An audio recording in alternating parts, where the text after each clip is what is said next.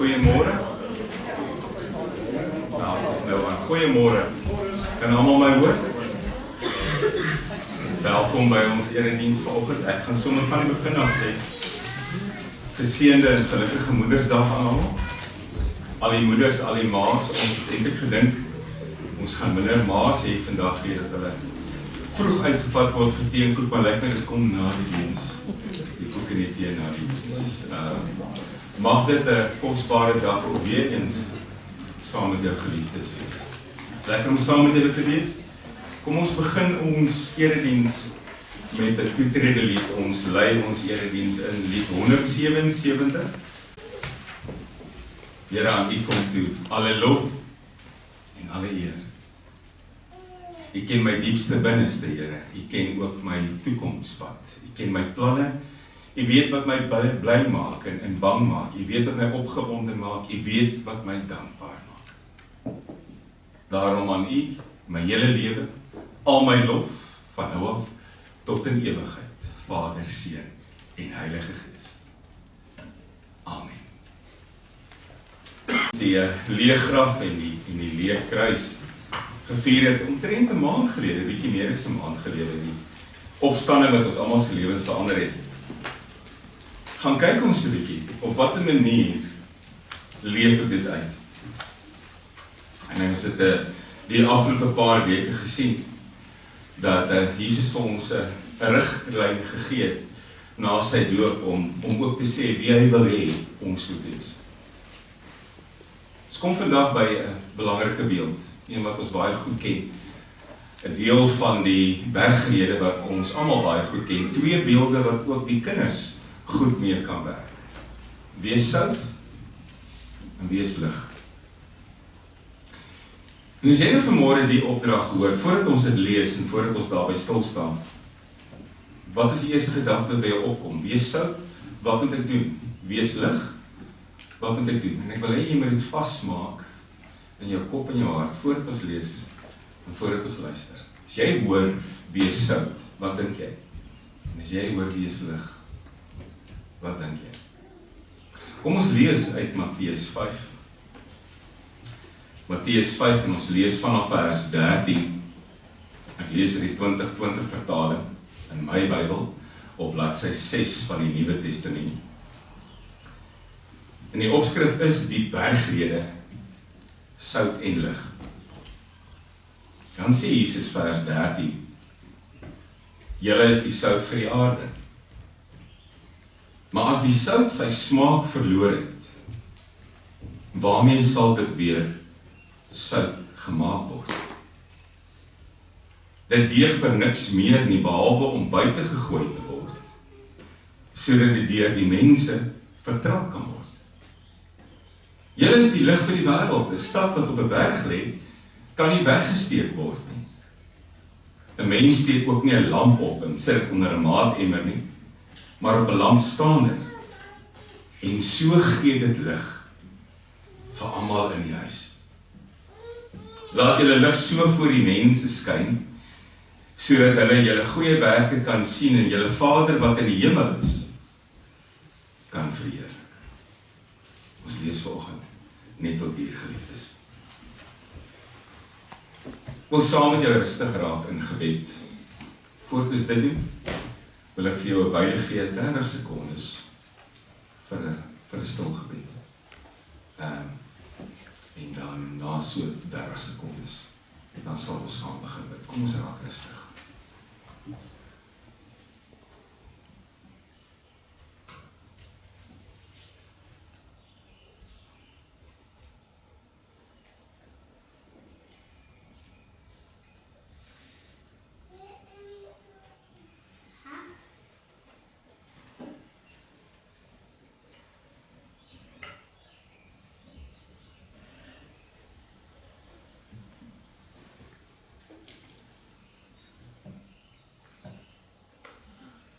Hemelse Vader, Here, vir 'n oomblik haal ek die gedagtes uit my kop uit wat my deur die week besig hou. Dit gebeur te min, Here. Ons raak te min net stil. Selfs as ek U loof en prys, dan gebruik ek woorde of ek sing saam met liedere. En soms is my gebede so vol versoeke, Here, dat daar nie eens plek is vir kommas en punte nie. Dis wanneer ek stil word voor U, dat ek weer voel, hoe dit voel om geborge is, soos 'n kind by U te voel, Here. U ken my hart. U weet waarmee ek sukkel.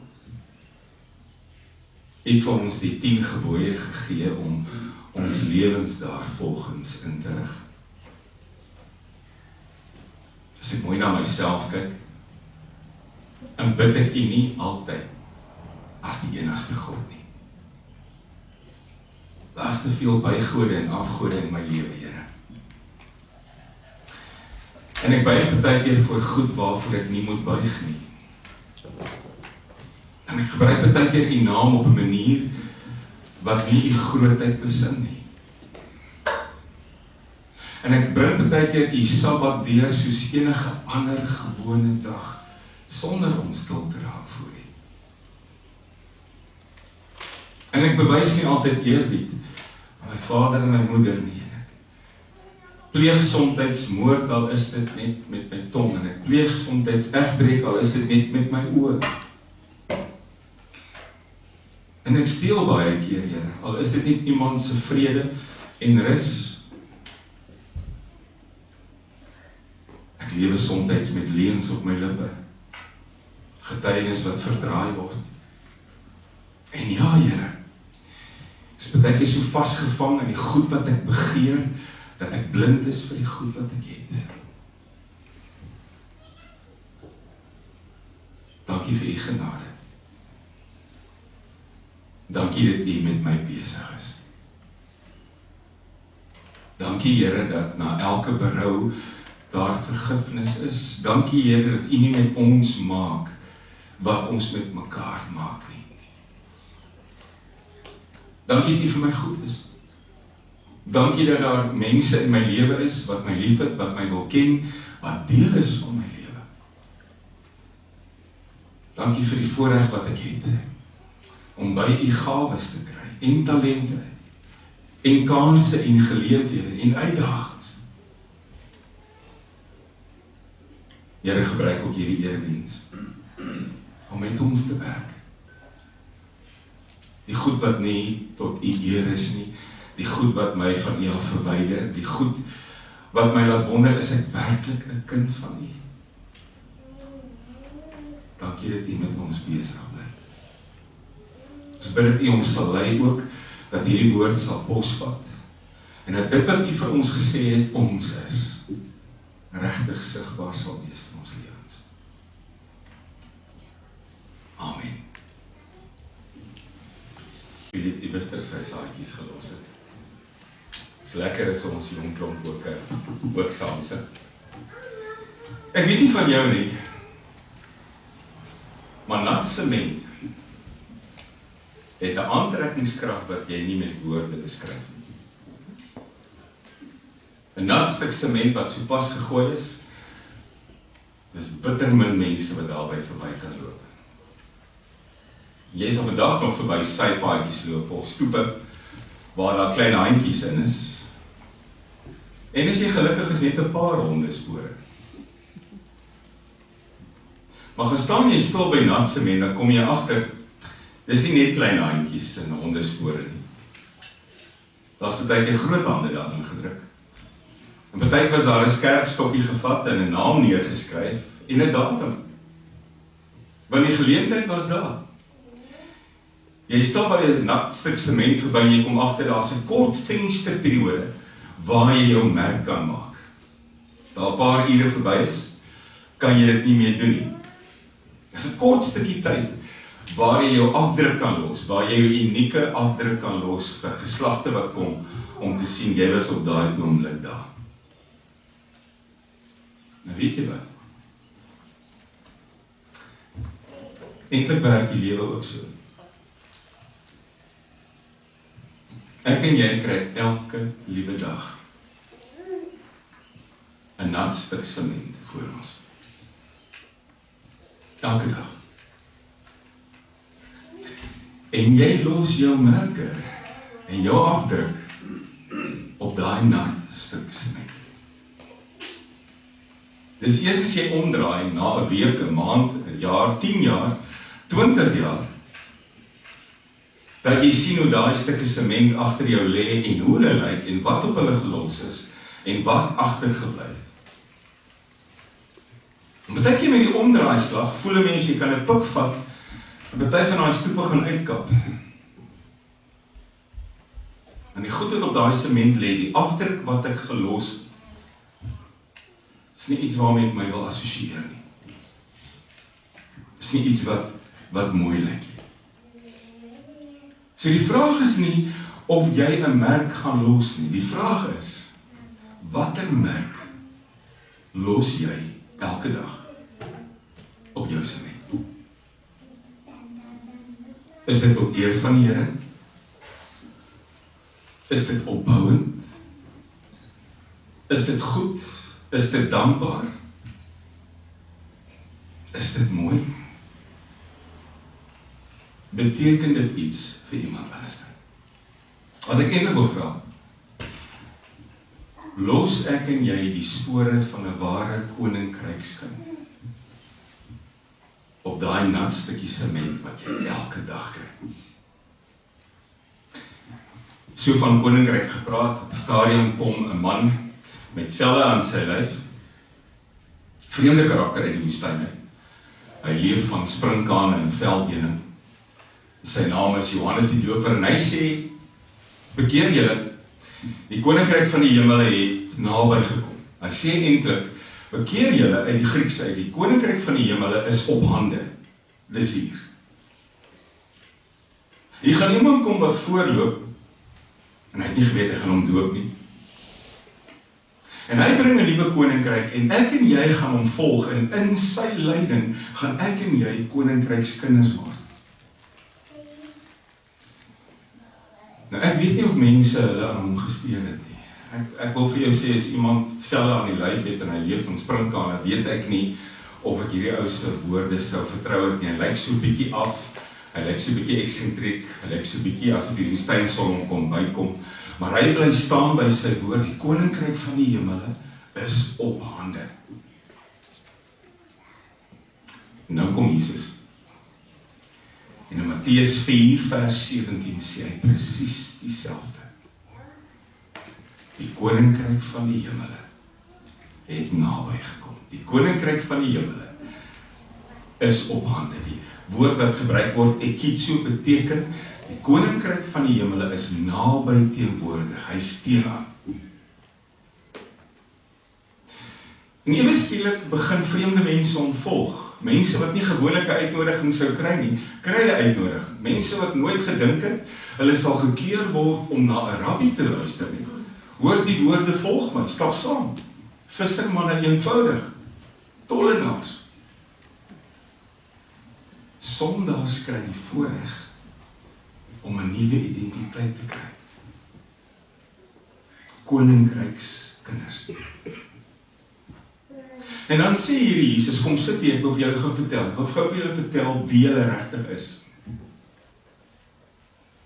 En dan vertel hy vir hulle van hulle karakter. Geseënd is jy. Want jy gaan vergewe, jy gaan nie jou dood dra aan woede en wrokke nie. Geseënd is jy, want jy gaan lief hê, jy gaan nie haat nie.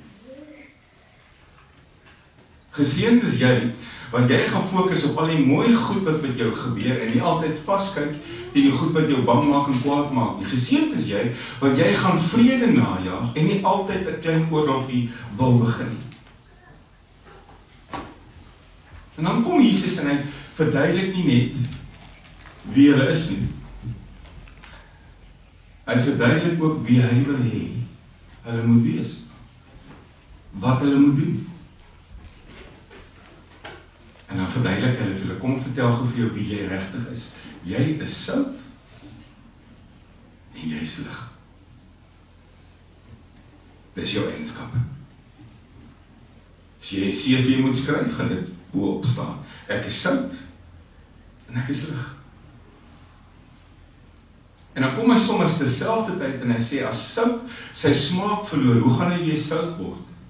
As sout sy smaak verloor, word dit by die venster uitgegooi, dit word buite toe uitgegooi, dit beteken niks nie, dit word deur mense vertrap, en ek gaan net nou vir jou sê, hoekom hy dit sê. En julle is die lig vir die wêreld, sê hy. 'n Stad op 'n berg kan nie weggesteek word nie. En as jy 'n lamp opsteek, sit jou nie onder 'n emmer nie, jy sit hom op 'n staander, sodat die lig wyeer kan strek. Want jy sout vir die aarde en lig vir die wêreld. En dan kom die opdrag en ons gaan daarmee afsluit. Laat jou lig so voor die mense skyn, dat twee goed gebeur. Dat hulle jou goeie werke kan sien, maar dit stop nie daar. Dat hulle God kan verheerlik, deur jou goeie werke te sien. Nou wil ek vir jou sê, soveel inligting, 4 versies, baie inligting, dit omskep my en jou, ons karakter, ons binneste, ons eienskappe, jy's sout, jy's lig. Nou kan 'n ou dink, maar hoor nie, ek het dit al voorheen gehoor. Dit werk partykeer so as 'n boodskap in die Bybel oorbekend is. Weet jy al wat volg en jy sny jouself af, want jy het hierdie woorde al voorheen gehoor. En dan hoor ons preke oor sout, hoor die Gees smaak in die ouens hier om jou, en gaan skyn jou liggie, amen. Wees hierdie lekker spice vir die choppie, en gaan skyn jou flits in die donker, amen, dis dit. Eenvoudig. En omdat dit eenvoudig is, en ons het al gehoor het, luister ons nie hierna. Maar kom ons van die woorde terug konteks toe. Die eerste ding van sout en lig in die Bybelse tyd was nie algemene goed nie. Was nie iets wat jy sommer elke dag die kas oopmaak en hier staan die soutpot en jy druk die knoppie teen die muur en hier gaan die lig aan nie. As jy sout en lig gehad het dit met jou goed gegaan. Jy was bevoorreg. Jy was eintlik skatryk. Kom verduidelik oor lig. In daai tyd die huisie se venstertjies baie klein, wat jy probeer om die hitte buite te hou. Hoe groter die venster, hoe vinniger kan die hitte in die huis inkom. So jou venstertjies was bitter klein, want jy wil die hitte buite hou. Huisies was altyd, selfs in die middel van die dag, skemer donker en hopelik koel. Maar nou daai klein venstertjies nie net die lig buite nie. Dat hou die hitte buite, maar elke sonstraal kom ook nie in nie. Met die gevolg dat daai huisies vinnig donker geword het. Die skemerte was nog nie eers met jou nie, op daai huis was pik donker. En nou, hoe om lig te maak? Nou, jy gryp die videoetjies en die blits en die gaan jy. Nie so maklik nie.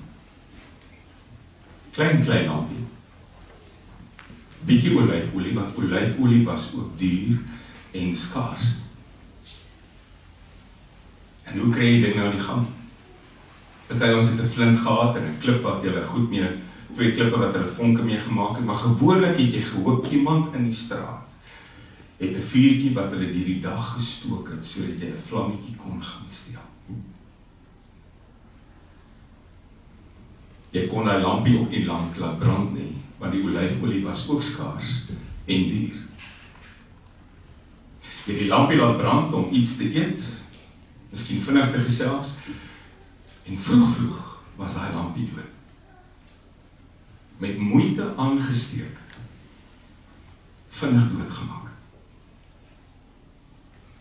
As jy lig in jou huis gehad het, was jy bevoorreg. Sout was onbekombaar. Sout was partykeer die mense se salaris. Sout was gebruik om mense te betaal. Sout was nie net 'n smaakmiddel nie, maar ook 'n geneesmiddel. Jy het sout op wonde gesit. Dis partykeer al wat hulle gehad het, veral vir diep wonde. In die Romeinse tyd was die Romeinse soldate met sout betaal. Die Latynse woord salarium het soutgeld beteken. Ons woord salaris is vandag daarvan afgelei.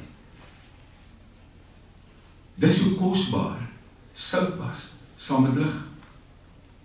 As jy 'n kontrak met iemand aangegaan het, het jy saam 'n stukkie sout geëet, dan was die kontrak bindend. Die tweede ding wat jy kon doen, jy kon voor mekaar staan en elkeen 'n knippie sout vat en oor hulle skouers gooi, dan was die kontrak ook bindend. Sout het 'n kontrak bindend gemaak, nie 'n handtekening nie. En daarom lees ek ook van 'n soutverbond in die woord. Ons lees daarvan Numeri 18 vers 19, waar God vir Aaron sê, jy en jou nageslag sal altyd die priesters wees, en 'n deel van die offer sal altyd na julle toe gaan om julle te versorg. Dis 'n soutverbond.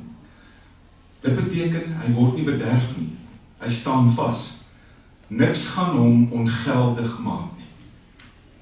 Jy hoor baie keer as mense trou, hulle sê hulle gaan 'n klomp sakke sout saam opneem. Dit hy hierop. Hierdie kontrak is onverbreeklik, deur dikkende in moeilike en maklike tye, vreet ons hierdie sout saam op, want dis ewig en dis vas, en dit kan nie vertroebel word nie. Maar nou hoor ons by Jesus, julle is sout, julle is lig. En dadelik as mense aan sout dink, dan dink jy aan smaak. Ek hoor baie keer die ouens kerm oor die kiwi kos, wat nie te veel sout in het nie. En ek weet ook onder ons, is daar manne wat aan sy potjie braai sout glo. Niks anders dan nie, my braai sout. So dis 'n deel van ons lewens, die smaak van die sout. Maar smaak van sout was 'n bysaak in die Bybel. As iemand hierdie gedeelte gebruik en sê, wees jy die sout, gee smaak aan die lewe, vat hom met konteks uit. Sout was nie net betaalmiddel, smaakmiddel, geneesmiddel. Sout was juis 'n serveermiddel. Sout moes goed bewaar. Sout moes die vrot weghou. Dit was die groot taak van sout gewees. Dit het alles bewaar. Sonder sout het jou kos vrot geword. Sonder sout het jy heen gegaan binne 'n paar weke. Maar nou is daar 'n probleem. Omdat sout so duur was, en omdat jy dit nodig gehad het om te leef, om jou kos te bewaar, om die vrot weg te hou, om verval teen te werk. En jy kon dit nie altyd kry nie, want jy altyd die vermoë gehad nie. Het ouens 'n plan gemaak om die dooie see, wat redelik sout is, het hulle dan stukke grond uit die grond uitgebreek, klompe grond met sout binne-in, wat hulle huis toe gevat het. Groot foutjie. Daai sout was bitter. Gewone sout het 97% natriumkloried, daai sout het 30%. Daar's baie onsuiverhede, daar's baie ander minerale, magnesium, bromied, sink. Jy kon daai sout nie eintlik op jou kos gebruik nie. Dit was bitter. En dan was die goed aan die een kant klewerig, aan die ander kant, as dit wel droog geword het, as hierdie sout uitgeloog het, het 'n fyn wit poeier gevorm. Dit het gelyk soos sout, maar dit was nie. En al wat jy met daai goed kon doen, was om by die venster uit te gooi. En uiteindelik daar waar dit geland het, as dit modder geword, het daai goed die pad kliphard gemaak, sodat mense dit kon vertrap, sodat mense daaroor kon loop. Hierdie boeie kon niks bewaar nie, niks preserveer nie, niks gesond maak nie, niks smaak gee nie. Maar as jy dit uitgegooi het, en dat het geland op 'n plek waar daar modder is, het dit die plek redelik styf gemaak. Die grond was styf gemaak, sodat jy daaroor kon loop, sodat mense daarop kon trap. Die ware Jakob was onbekostigbaar. Grieke het sout die geskenk van die gode genoem. Romeine het gesê, hulle het 'n spreekwoord gehad, al wat jy nodig het, is sout en son. Maar nou sê Jesus, julle is die sout vir die wêreld. Twee goed wat dadelik opkom. Jy is kosbaar. Jy is kosbaar. Jy is duursaam. Jy is 'n voorreg in ander se lewens. Maar pas op, dat jy nie so sout lyk en eintlik wat poeier is. Pas op dat jy nie nutteloos word, weggegooi word, uitgegooi uit 'n klein venstertjie, sodat ander op jou kan trap. Wat maak Jesus? Hy maak sout deel van ons identiteit. Is nie 'n rol wat jy moet speel nie, is nie 'n gewoonte nie, is nie 'n gebruik nie, is nie 'n leefstyl nie. Dis wie jy is. Dis jou identiteit. Jy sal voortdurend sien die Here leer ons wie ons regtig is. Die Here leer ons hoe hy ons sien. Maak nie saak wat die wêreld van jou sê nie. Ek sê vir jou, sê Jesus, jy is sout. Daar staan nie word sout of probeer om sout te wees nie. Hy sê, jy is sout. Tweede ding wat belangrik is. Sout in 'n soutpot beteken nie veel nie. In elkeen van ons huise is daar vandag 'n soutpot. Van ons gaan redelik diep in die soute en daar's 'n klomp soute.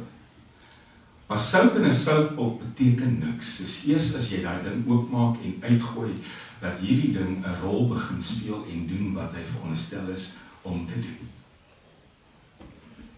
So dalk nie ek sê vanmôre, die Here sê ek is sout, dis my identiteit en dis my karakter. Maar die goed word nie sigbaar in my elke dag se lewe, in my doen en late nie. Sout gee nie net smaak nie. Sout bewaar. En ewe skielik besef ek is sout ook om te bewaar. Ek is sout om vrot teë te werk. Ek is sout om verval te keer. Ek is sout om te perseveer. Partykeer hoor ons met die wêreld 'n beter plek maak. As ek dit hoor, wil ek amper teen 'n muur vashardloop, want ek weet nie waar om te begin nie. Kom ons maak die wêreld 'n beter plek. En partykeer voel ek, my invloed is 'n teelepeltjie sout in 'n Olimpiese standaard swembad. Beteken nie veel nie. Dis nie wat Jesus vra nie. Jesus vra nie, maak die wêreld 'n beter plek nie. Jesus vra nie, red die wêreld nie. Hy het dit reeds gedoen. Die koninkryk is op hande. Ek is die koninkryk. Ek werk in die koninkryk. Ek werk met die koninkryk. Ek het die wêreld kom red. Wees jy net sout. Jy hoef nie die wêreld te red. Wees jy net sout. Gaan staan die verval teë. Gaan bewaar wat heilig is. Gaan werk die nie vir op. In jou klas, by jou werk, by jou huis. As jy by 'n vertrek instap, moet die gesprek nie vuiler word nie. As jy by 'n partytjie opdaag, moet die partytjie nie dronker word nie. As jy by 'n geselskap aansluit, moet die spanning nie meer word nie. As jy om 'n tafel gaan aansit, moet die donkerte nie saamkom nie. Wees sout.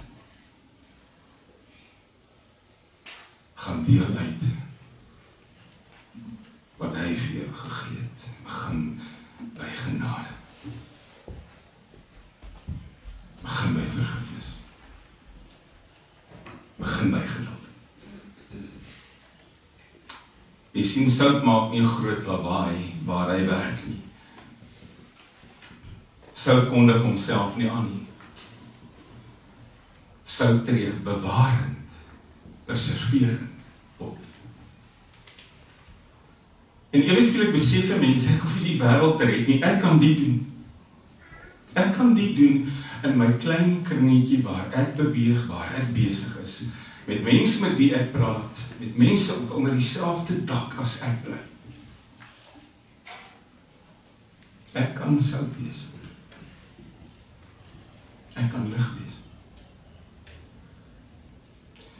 Een huisie se lig maak nie 'n groot verskil nie.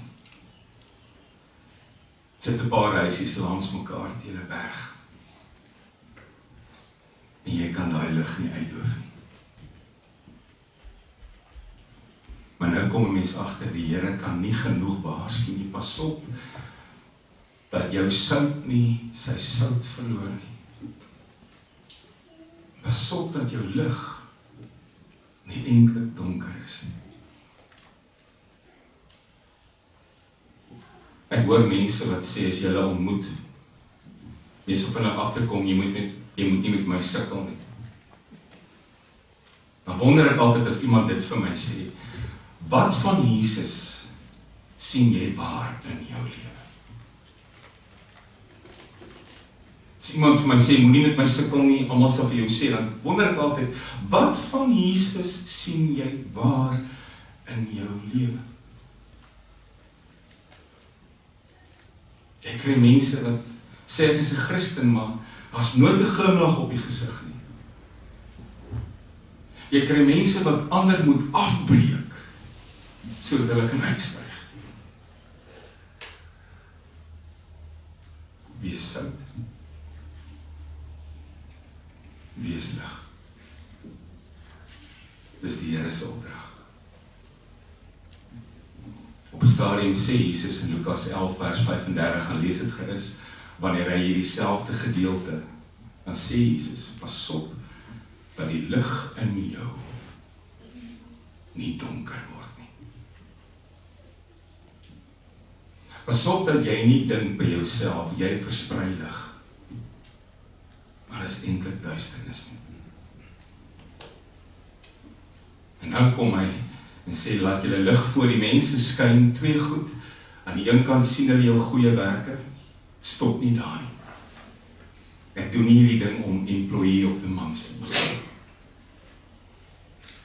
Gaan skyn jou lig sodat jy goeie werke kan wys, sodat God verheerlik kan word. Dis waarby dit uiteindelik uitkom. As 'n laaste gebruik van sout, en ek was lank aan die gang besig vandag, ekskuus.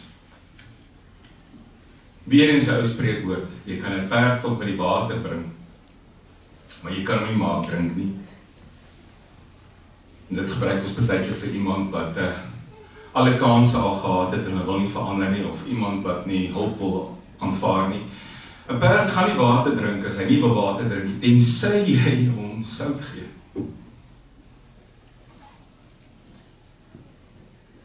Sout maak goed dors. Sout laat goed wesens, diere, mense smag na water. Wees sout. Gaan maak die mense dors vir die lewende water. Hoe kry jy mens dit reg? Jy kry dit reg wanneer iemand na jou toe kom en sê, hierdie moeilike goed het met jou gebeur, wat glimlag jy nog? Jy kry dit reg wanneer mense sê, jy gaan deur 'n moeilike tyd, hoe bly jy nog hoopvol? Jy kry dit reg wanneer mense sê, ek weet jy het so baie verloor, hoekom is jy nog dankbaar? Wees sout. wees lig. Amen.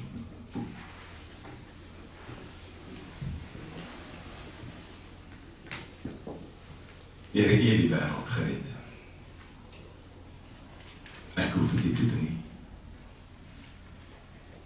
U het alles gedoen wat nodig was om gedoen te word. U het die koninkryk gebring, die koninkryk is op hande, ek giet so, die koninkryk is teenwoordig. Maar dan sê U vir my, wees sout, wees lig. Gaan bewaar, gaan preserveer. Gaan keer die verval in jou klein krinietjie, gaan werk die vrot tee. Gaan skyn jou lig voor mense, dat hulle die goeie werke kan sien, om jou Vader te verheerlik. Ek wil sout wees, Here. Ek wil lig wees. Tot U eer en hy dankbaarheid.